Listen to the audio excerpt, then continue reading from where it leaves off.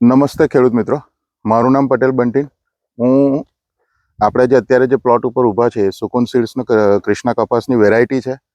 અત્યારે આપણે સીમડી ગામમાં ઊભા છે. આપણે ત્યાંના જે ખેડૂત મિત્ર સાથે ઊભા છે, તો આપણે એમનું સૌ પહેલાં એમનું પરિચય લઈશું. આપનું નામ જણાવશો? પટેલ લાલજીભાઈ ગોરધનભાઈ. ઓકે, પટેલ લાલજીભાઈ ગોરધનભાઈ. આપણું ગામ સીમડી. સીમડી. લાલજીભાઈ, તમે જે સુકુન સીડ્સની જે વેરાયટી કરી છે કૃષ્ણા, તો તમે અત્યારે જે આપણું આ વાતાવરણ હતું કે ભાઈ આ વખતે જે બી ચેલેન્જીસ હતા, તો એની સામે તમને અત્યારે કપાસમાં શું ફરક લાગે છે, તમને વેરાયટી કેવી લાગે છે, તે તમારો પોતાનો અનુભવ થોડોક શેર કરશો? આમાં પહેલું તો રોગ ચૂસ્યા પ્રકારની જીવાત ઓછી આવે છે અને પાણી ફૂલ આવવા છતાંય એને કશું થયું નહીં.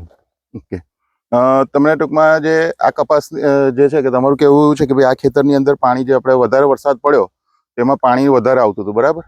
કેટલા દિવસ સુધી પાણી આમાં રહ્યું હતું?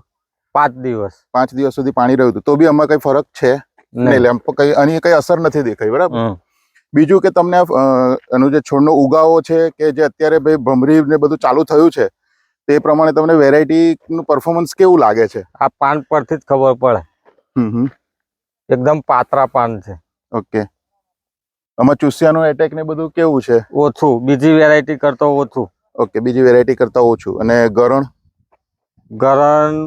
નહીવત જ એમ. ઓકે, ખેડૂત મિત્રો, આપણે જોઈ શકીએ છીએ કે જે બી આ નીચેના જે છોડ છે કે જેનું તમે થડ જુઓ તો આપણને ખ્યાલ આવશે કે ભાઈ આપણે કહીએ છીએ કે ભાઈ જેનું થડ મજબૂત એનો છોડ મજબૂત.